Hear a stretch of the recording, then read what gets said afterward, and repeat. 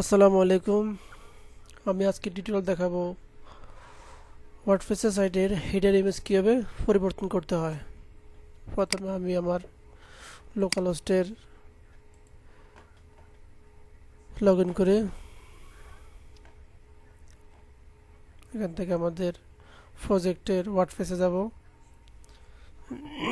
গিয়ে আমাদের হেডার যে ইমেজটি আছে এই ইমেজটি কীভাবে পরিবর্তন করব, সেজন্য আমার ড্যাশবোর্ডে লগ ইন করি। ডব্লিউপি অ্যাডমিন দিয়ে লগ ইন করার পরে ইউজার নেম পাসওয়ার্ড দিয়ে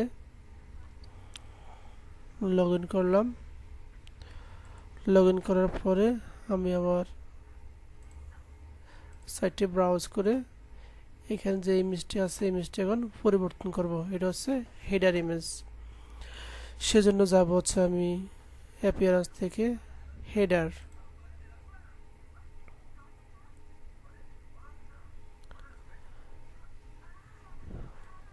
হেডারে বর্তমানে কারেন্ট অবস্থায় এই ইমেজটি আছে। আমি চাইলে এখানে আরও কিছু ইমেজ দেওয়া আছে, আমি ইমেজটি চয়েস করি, সেভ অ্যান্ড পাবলিশ ক্লিক করার পরে আমি আমার সাইটে এসে রিলোড দেওয়ার পরে আমার এই ইমেজটি পরিবর্তন হলো। এখন যদি বলি আমাদের এখানে যে কয়টি ইমেজ আছে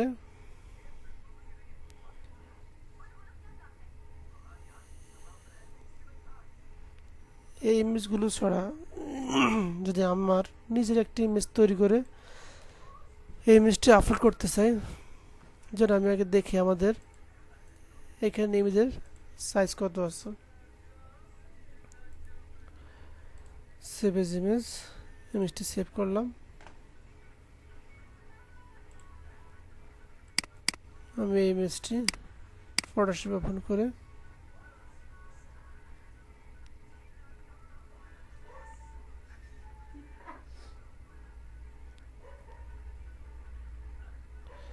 এখানে ইমেজ সাইজ আমার এখানে ইমেজের উইথ হচ্ছে 940, হাইট হচ্ছে 198। আমি গুগলে গিয়ে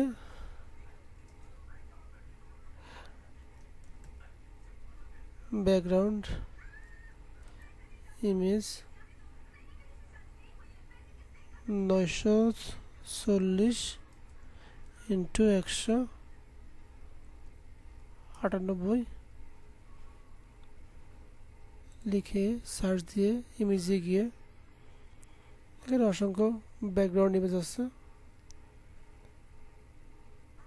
আমি ইমেজটি সিলেক্ট করে সেভ করে আমার পিসিতে ডেস্কটপে বিএ নামে সেভ দিলাম। দেওয়ার পরে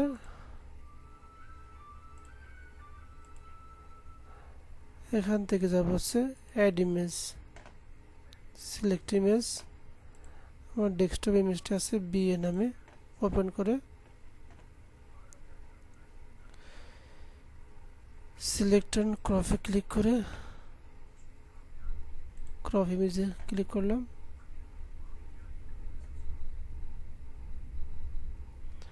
সেভ এন্ড পাবলিশে ক্লিক করে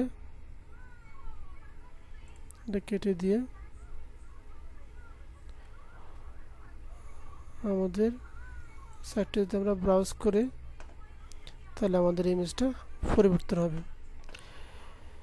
এছাড়া আপনি ইচ্ছে করলে আপনার ফটোশপ দিয়ে আপনি যে কোনো ব্যানার তৈরি করে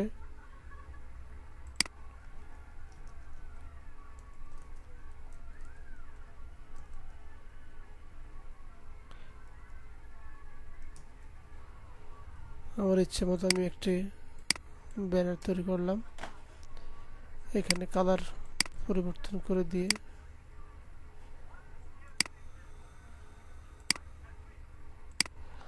আমি BN2 দিলাম, জেপিজি দিয়ে সেভ করলাম। চাইলে এখন এই ইমেজটি আমরা আমাদের এই ব্যানারে ব্যবহার করতে পারি। আবার ড্যাশবোর্ডে আসবো, অ্যাপিয়ারেন্স থেকে যাব হচ্ছে হেডারে,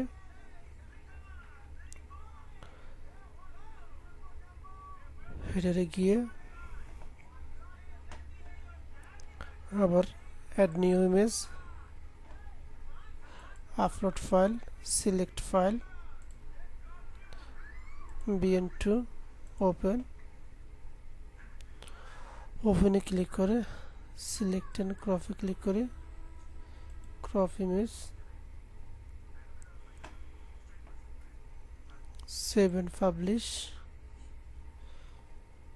করার পরে আমাদের সাইটে এসে আবার যদি এখানে রিলোড দেই তাহলে আমাদের তৈরি করা ব্যানারটি আসবে। এভাবে আপনি যে কোনোভাবে একটি ব্যানার তৈরি করে আপনার ওয়েবসাইটে ব্যবহার করতে পারবেন। আজকে এ পর্যন্ত, আল্লাহ হাফেজ।